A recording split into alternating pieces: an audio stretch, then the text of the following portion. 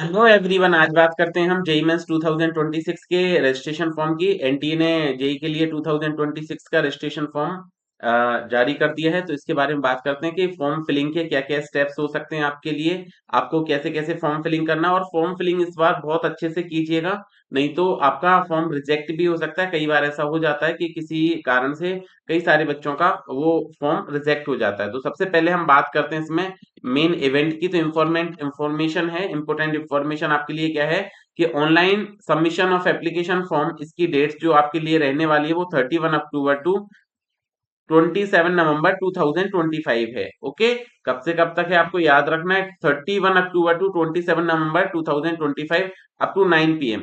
और successful transaction of fee 27 November up to 11:50 PM. इसके बाद बात करते हैं सिटी इंटीमेशन स्लिप की। तो फर्स्ट वीक ऑफ जनवरी 26 में ये जो कि टेंटेटिव है, आपको सिटी इंटीमेशन के बारे में पता लग जाएगा कि आपका एग्जाम सेंटर जो है वो किस सिटी में है। और आप 3 to 4 डे बिफोर आपका एग्जाम है, उससे 3 से 4 दिन पहले आप एडमिट कार्ड डाउनलोड कर सकते हैं। उससे पहले एडमिट कार्ड डाउनलोड करने की पॉसिबिलिटी नहीं है। बात करते हैं डेट ऑफ एग्जाम की। तो बिटवीन 21 जनवरी 2026 टू 30 जनवरी 2026 के बीच में डिफरेंट शिफ्ट में ये एग्जाम आपका होने वाला है। और रिजल्ट डिक्लेरेशन जो है वो 12 फरवरी 2026 के लिए होगा। बात करते हैं सेकंड सेशन की, जो आपको पता है कि अप्रैल में होता है। उसके लिए आपको सेपरेट एग्जाम फॉर्म बनने हैं। तो वो जब सेकंड सेशन होगा उसके टाइम पे हम एक डिटेल वीडियो इसके बारे में भी बना देंगे। आगे बात करते हैं इसमें। तो आपका बीटेक के लिए 3 आवर्स का एग्जाम, जो कि आपको पता है कि जो एग्जाम है वो कितना टाइमिंग के लिए होगा, 3 आवर्स का एग्जाम होता है। तो ये भी पुराने की तरह, पहले की तरह ही रहने वाला है कि आपका एक जो एग्जाम है वो 3 आवर्स का होगा। मोस्ट इंपोर्टेंट बात कर लेते हैं फीस की। बीटेक में तो जनरल कैटेगरी में मेल कैंडिडेट के लिए 1000 है, फीमेल के लिए 800 है। ईडब्ल्यूएस या ओबीसी कैंडिडेट के लिए 900 एंड फीमेल कैंडिडेट के लिए 800 फीस है। एससी एसटी या पीडब्ल्यूडी कैंडिडेट के लिए, मेल और फीमेल दोनों के लिए जो फी रहने वाली है वो 500 है। एक बात ध्यान रखें कि जो जीएसटी है वो पेड बाय द कैंडिडेट, इन्होंने साफ बोला है इस बार कि जीएसटी जो है वो कैंडिडेट के द्वारा पे की जाएगी। ठीक है, तो आपको ये याद रखना है कि जब भी आप किसी ऑनलाइन सेंटर पे जाएं, आप फॉर्म खुद से फिल करते हैं, तो GST paid by the candidate which is 18%। Okay, अच्छा एक चीज और आपको इस बार एनटीए ने क्लियर किया है, candidate are required to fill the application form carefully. Okay, correction is only certain field, सभी फील्ड में करेक्शन नहीं होगा। आगे हम वीडियो में डिस्कस करेंगे कि कौन कौन से फील्ड्स में आपका करेक्शन हो सकता है और किस फील्ड में करेक्शन नहीं हो सकता है। तो करेक्शन इस बार permitted only in particular field, correction window which be notified at later stage. Clear है? ओके, तो नेक्स्ट बात करते हैं इसमें हम आगे।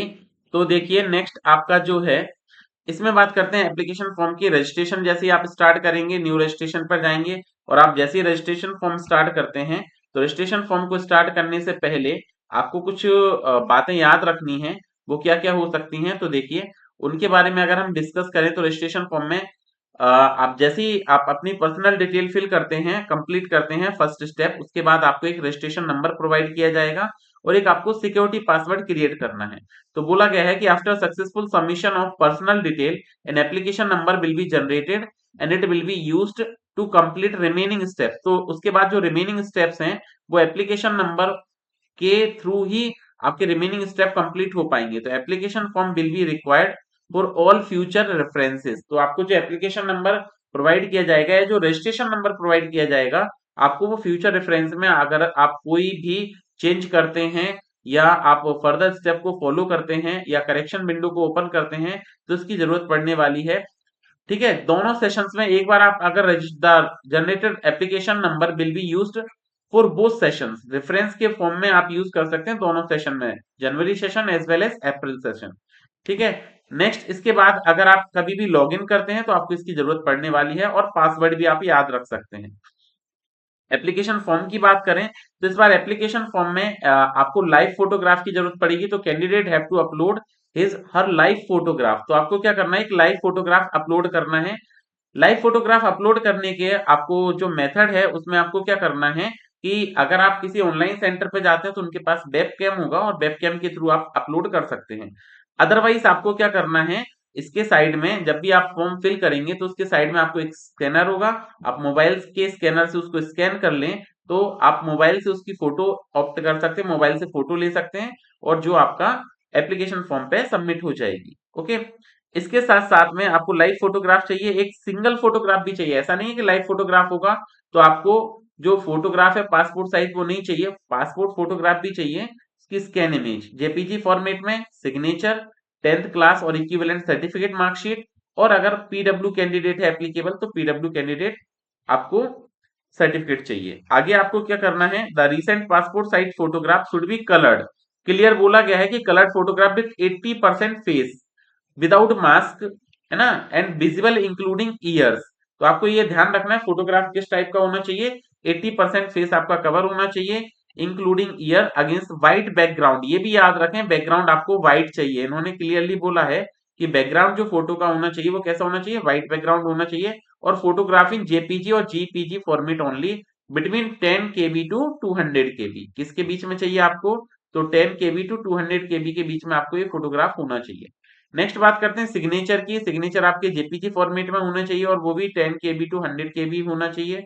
Next, scan copy of 10th class marksheet, it is between 50 KB to 300 KB clearly, और scan copy of identity proof. Identity proof का मतलब है कि जैसे कोई बच्चों के पास आधार कार्ड नहीं है या अपडेटेड नहीं है, तो अगर वो मतलब पेन कार्ड या ड्राइविंग लाइसेंस के थ्रू भी फिल कर सकते हैं तो ठीक है, लेकिन उसकी आपको जेपीजी फॉर्मेट में स्कैन कॉपी चाहिए। मेनली अगर आप आधार कार्ड का यूज करते हैं तो डिजी लॉकर के थ्रू आपका जो वेरिफिकेशन है वो इजी गोइंग हो जाएगा, बट अगर ऐसा नहीं है तो आप इसका यूज कर सकते हैं। उसके बाद आपको जो है नेक्स्ट क्या चाहिए, डिसेबिलिटी सर्टिफिकेट जिन पे एप्लीकेबल है केवल वो ही लगाएं, 50 केबी टू 300 केबी के बीच में आपको ये जरूरत पड़ेगी इसकी। नेक्स्ट अगर हम डिस्कशन करते हैं इसमें, तो इसके बाद आपको फॉर कैप्चरिंग लाइव फोटोग्राफ, आगे इन्होंने बताया भी है कि लाइव फोटोग्राफ आप कैसे ले सकते हैं। तो कहा है for capturing live photograph candidate should switch on their camera और कनेक्ट देयर वेब कैम। बोला गया है कि वेब कैम या कैमरा को आप ऑन करके फोटोग्राफ ले सकते हैं। Otherwise if your device does not support a web cam, QR code on the right can be scanned by the candidate using mobile device, tablet. Candidate should ensure there is a light color background with proper lighting and 80% face। तो आपको जब live photograph लेना है, live photograph लेना है इसमें, तो live photograph में आपको क्या करना है, 80% फेस कवर करना है, बैकग्राउंड क्लियर होना चाहिए, आपकी फोटो भी क्लियरली दिखना चाहिए, ठीक है। और इसके बाद the candidate has to upload her own photograph, signature and certificate as mention in the above. तो आपको क्या करना है, जो 10th क्लास में आपका 10th क्लास के सर्टिफिकेट में जैसा आपका नाम, आपके फादर का नाम, मदर का नाम जिस तरह से लिखा हुआ है, डेट ऑफ बर्थ जिस तरह से लिखी हुई है, आपको उसी फॉर्म में लिखना है पेपर में। कई बार ऐसा होता है आधार कार्ड में डेट ऑफ बर्थ डिफरेंट होती है और 10th क्लास में डिफरेंट होती है, तो आपको 10th के अकॉर्डिंग भरना है, फॉर्म फिल करना है। अगर आधार कार्ड में गलत है तो आधार कार्ड को आप क्या कर सकते हैं, अपडेट करवा सकते हैं, अभी आपके पास टाइम है, ठीक है। फॉर्म की फी की बात करें तो फी आपको ऑनलाइन ही पे करना है, ठीक है। फी के बारे में आपको बता दिया। एक इंस्ट्रक्शन दे देते हैं आपको पासवर्ड कैसे जनरेट करना है, जैसे रजिस्ट्रेशन फॉर्म के साथ आपको पासवर्ड की भी जरूरत पड़ेगी। तो पासवर्ड में आपको क्या करना है, जब आप इसका पासवर्ड जनरेट करेंगे तो पासवर्ड जनरेट करने के लिए आपको यहाँ पर 8 to 13 कैरेक्टर का पासवर्ड होना चाहिए with at least 1 upper case and 1 lower case, numerical value भी होना चाहिए और फिर कुछ स्पेशल कैरेक्टर होना चाहिए जो आपको यहाँ पे बताए गए हैं, ठीक है। इस तरह से आपको पासवर्ड जनरेट करना है।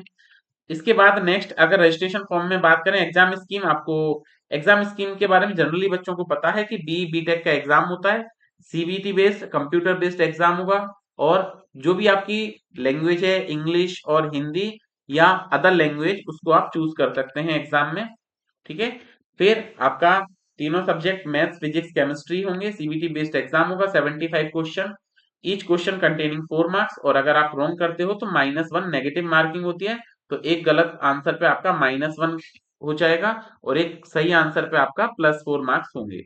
ये आपके लिए एक जनरल इंफॉर्मेशन हो गई जो जनरली बच्चों को पता होता है। 75 क्वेश्चन होंगे जो 300 मार्क्स के होते हैं, ठीक है। नेक्स्ट अगर हम इसमें देखते हैं तो देखिए नेक्स्ट इंपोर्टेंट आपके लिए जो टर्म आता है, जो इन्होंने डिटेल एप्लीकेशन फॉर्म के लिए डिटेल नोटिफिकेशन दिया है, उसमें आपको बताया है। नेक्स्ट हम बात कर लेते हैं, ये तो जनरल चीजें हो गई, जनरली सबको पता होता है। एलिजिबिलिटी एंड क्वालिफिकेशन क्या होनी चाहिए।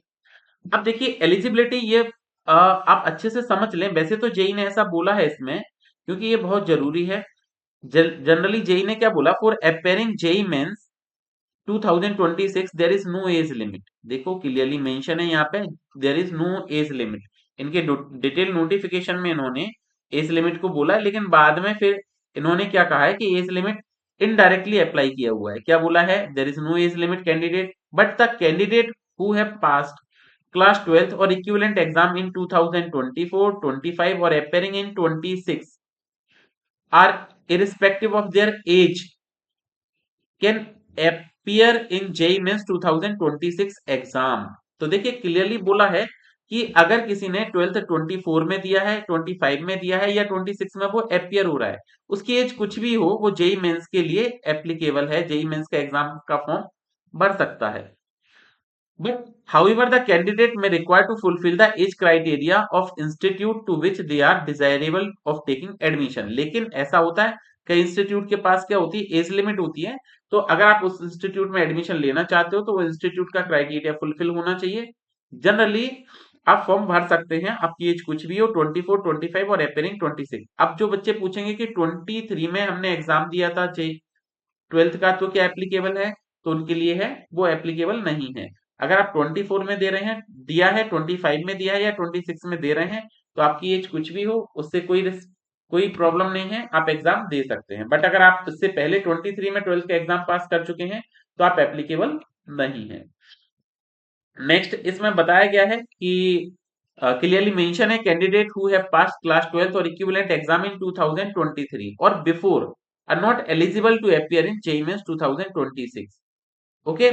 फिर देखो, इफ अ कैंडिडेट, एक बात और कही गई है, जैसे कई बच्चे क्या करते हैं कि पहले उन्होंने बायो से दिया था पेपर, बाद में वो सब्जेक्ट को चेंज करके मैथ से देना चाहते हैं 2024 में, वो भी एलिजिबल नहीं है। ओके। जैसे कई बार हम सब्जेक्ट चेंज करके, पहले हमने बायो था हमारा सब्जेक्ट, फिर हमने मैथ्स लेके 2024 में कोई एग्जाम दे दिया, तो उनका 2023 ही 12th ईयर पासिंग कंसीडर किया जाएगा, 2024 कंसीडर नहीं किया जाएगा। ये क्लियरली मेंशन किया गया है एग्जाम डिटेल एप्लीकेशन में। ओके। नेक्स्ट है स्टेट कोड ऑफ एलिजिबिलिटी, ये भी इंपॉर्टेंट है। आप स्टेट कोड ऑफ एलिजिबिलिटी को भी अच्छे से समझें कि स्टेट कोड ऑफ एलिजिबिलिटी है क्या। तो देखिए स्टेट कोड ऑफ एलिजिबिलिटी में अगर हम देखते हैं, तो state code of eligibility means the code of state from where candidate have pass class 12। वो स्टेट जिसमें आपने क्लास 12th को पास किया है, उस स्टेट को आपको स्टेट कोड ऑफ एलिजिबिलिटी बोला जाएगा।